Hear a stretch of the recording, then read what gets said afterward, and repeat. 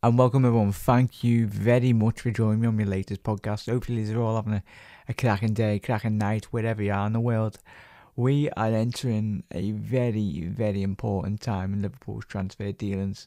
Obviously, I just wanted to do, this one's not really got a subject, I really just want to talk about Liverpool in general. But from this podcast, I want you all to send in, if you've got any questions, the next podcast I'll do, and if you've got any questions that you'd like all of us as supporters to talk about, really just leave them in the comment section below and we can all discuss them, and I'll pose questions to yous, and like literally every podcast that I carry on doing, I'm getting all yous involved really. So yous all leave your comments down below, questions that you want to ask other fellow supporters that we can ask on this channel. But nice one everyone, thank you very much. Hope you all enjoyed my last two podcasts on this channel. I obviously do podcast videos as well.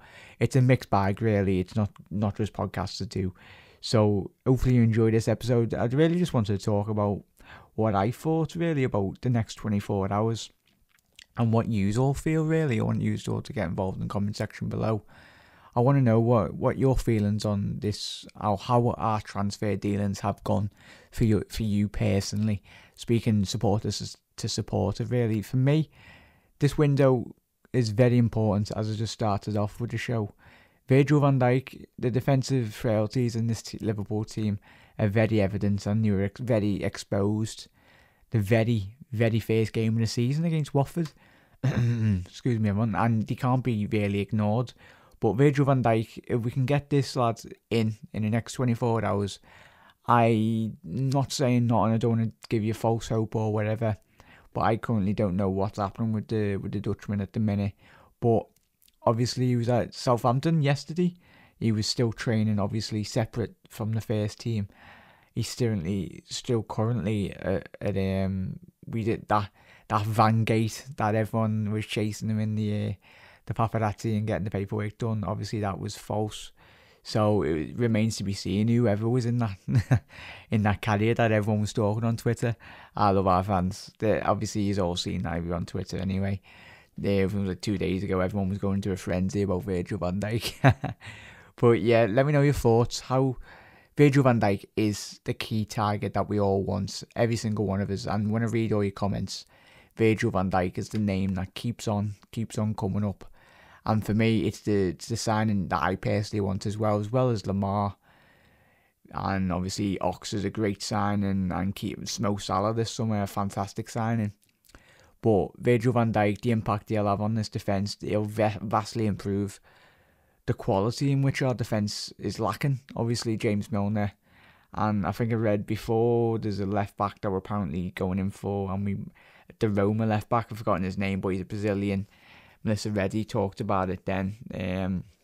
I'll bring it to you in the comment section. I'll let you know when I get back to you on that when I've uploaded this. But apparently we're looking at a left back from Roma, the Brazilian, and with the option of obviously sending him back out on loan, which is a bit mad when we signed Robinson for that money. But it's interesting. But Virgil van Dijk is the name on every Liverpool fan's lips, and especially mine as well. He's the lad that we want in the door. So basically, I'm hoping, and you are as you are as well, that is the lads Liverpool Football Club as supporters. That is the signing we all want to see through the doors of obviously Mel Wood, and obviously he'd be very much welcome. Him partnered alongside Joel Matip for this summer, especially with Dejan Lovren, obviously his backup as well, and Clavan and Joe Gomez, the very fantastic defenders. But Virgil van Dijk is another kind.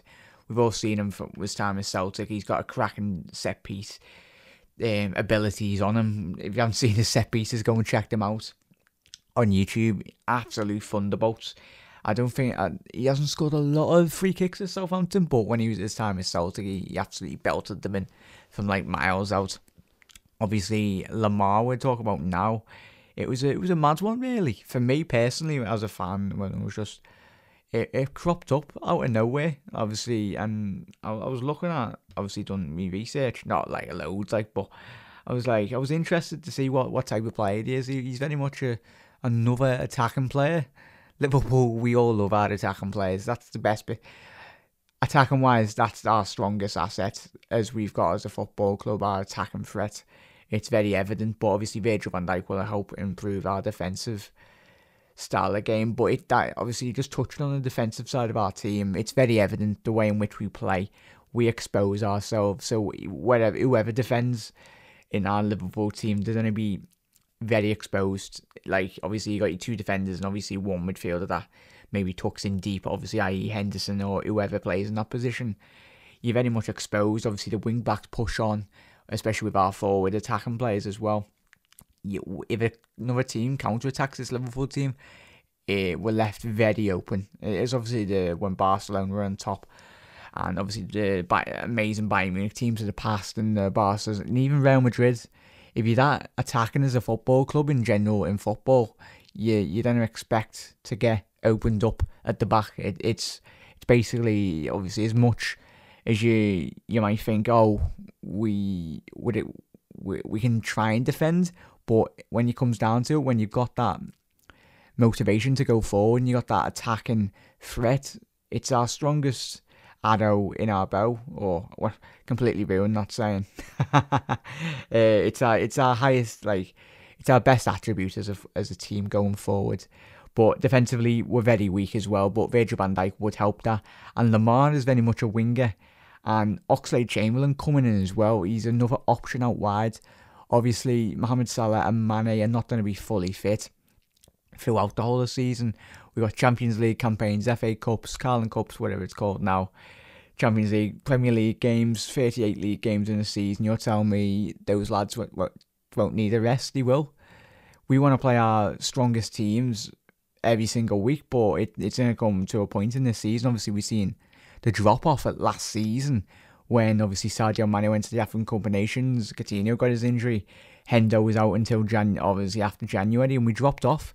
We were top of the league, like just before January. Like, we looked like we were going to sustain a real title challenge, but we were found out, like, give it a couple of matches, and we got proven our squad depth wasn't adequate. But this season, and especially the season after, when we get Naby Keita in that midfield as well, regardless of what happened with Phil Coutinho, for me, if you're listening, like, as fans, that's our biggest worry. But for me, Phil Coutinho, he might go tomorrow or today, whatever time we're on.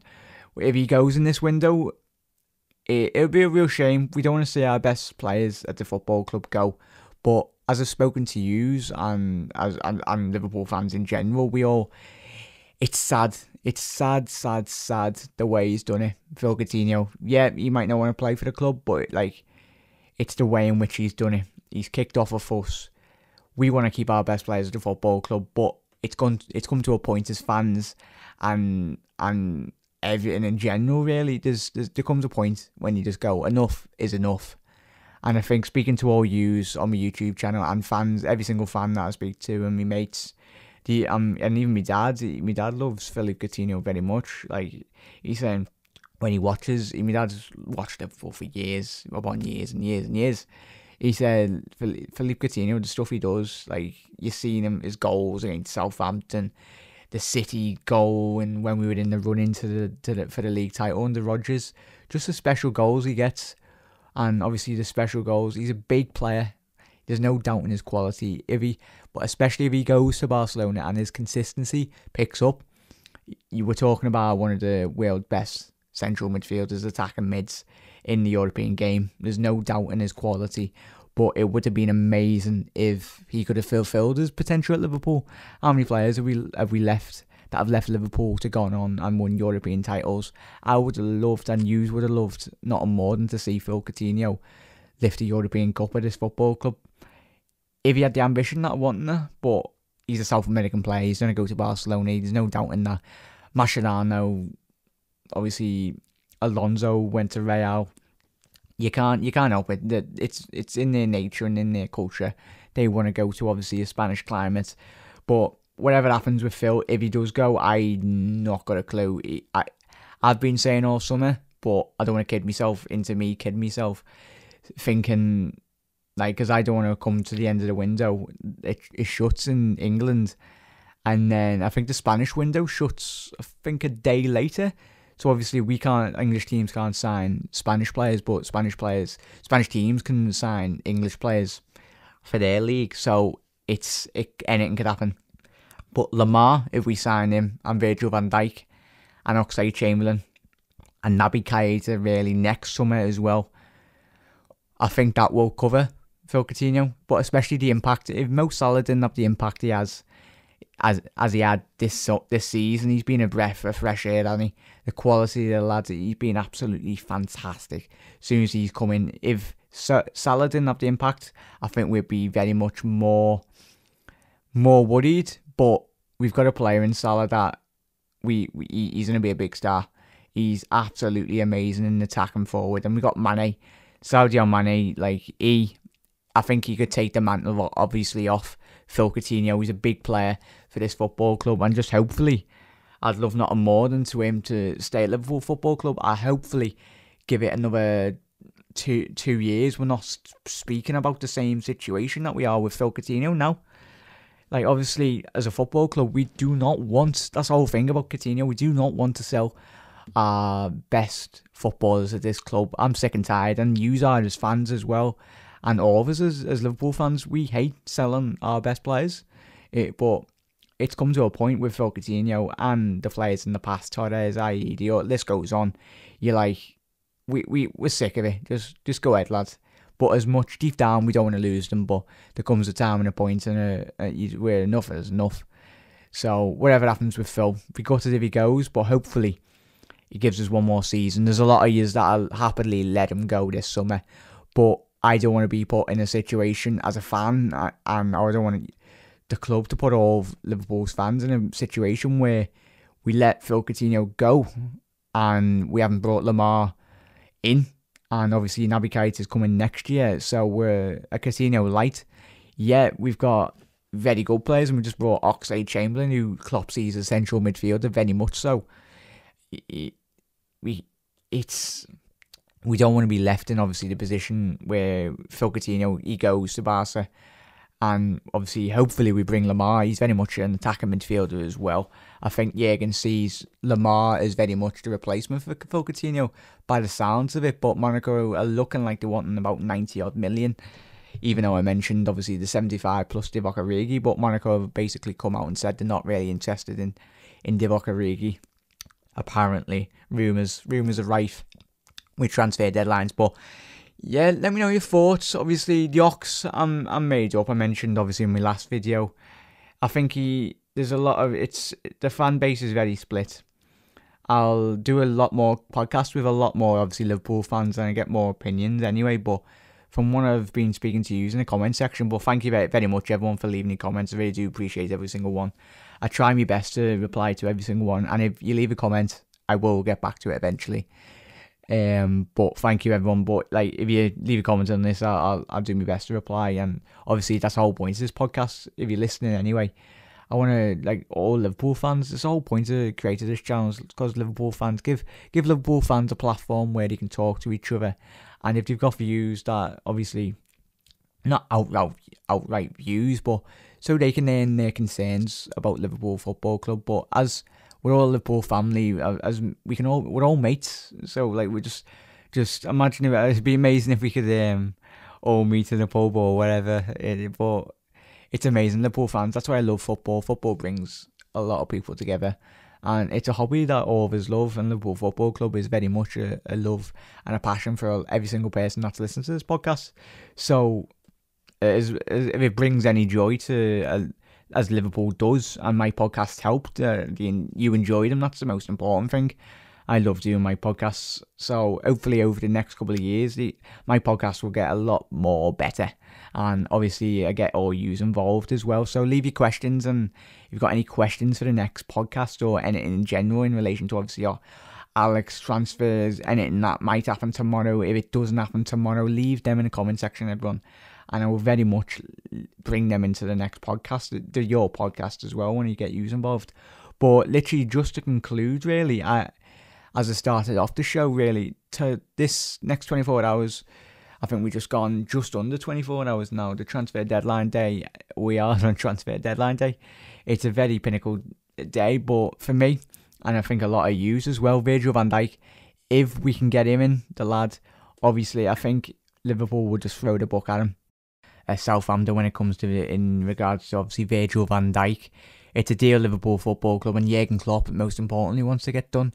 He outlined him at the very early start of the window, obviously with not a bid, but if Liverpool weren't interested in Virgil van Dijk, they would not have obviously released that apology, because obviously Liverpool weren't interested, but they must have done something obviously to overstep the mark, rightly so, but whatever we done, tap them up, every single team taps players up now anyway, but there must have been something there that Liverpool went, we don't want to get caught out, or they've left something obviously untoward in relation to obviously maybe talking to Virgil van Dijk, that they could have been obviously in very big trouble.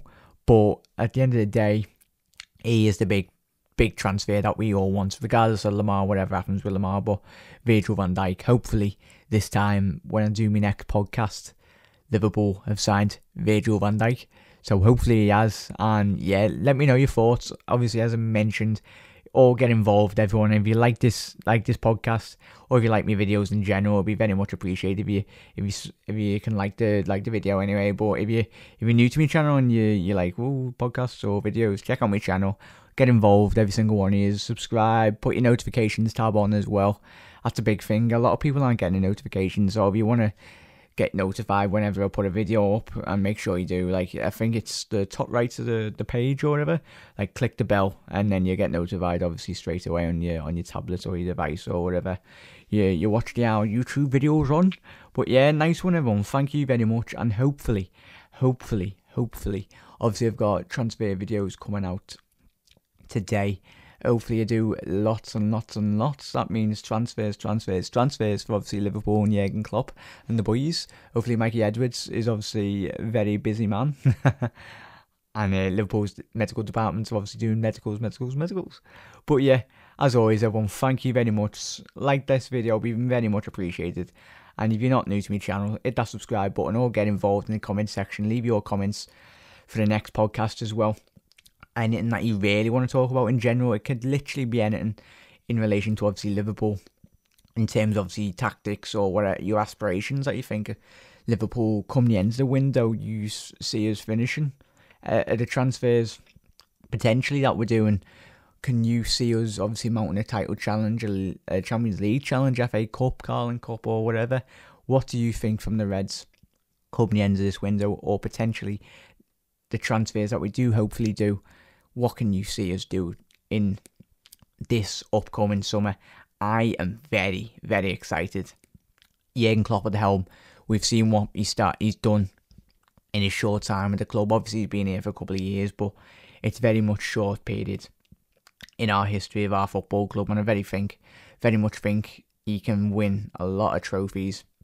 Give the lad time. Jurgen is 50. But give obviously Klopp time. We all will. We can see what he's doing, and he's building at Liverpool Football Club. You only have to look at the transfers. Ox and there's players now that are actually turning down City and Chelsea to actually want to play under Jurgen Klopp and play for our football club, which is absolutely fantastic. And that in the future, that is only going to get even better with the calibre of players. Hopefully, potentially, we have a good run in Europe, and we have a good stab at the Premier League. That is the biggie that we want, the Premier League title. But I tell you what, if Jurgen Klopp won a Premier League title at Liverpool Football Club, there will be one hell of a party. There will, obviously, that's nothing. We would love nothing more as Liverpool fans. But nice one, everyone. Thank you very much for listening. Hope you have a good night, morning, wherever you are in the world. Thank you as always for listening to my videos and watching me videos as well. Obviously, I try and in the future get these on iTunes so you can listen to them obviously in the car. If you want to listen to me in the car, I'm in the car. But yeah, or in the kitchen or whatever. I'll try and get them uploaded obviously to iTunes, but them in obviously on YouTube. But as always, everyone, up to Reds, and thank you very much for listening to my latest podcast, Up to Reds. And come on, yeah, and get the business done. All the best, everyone.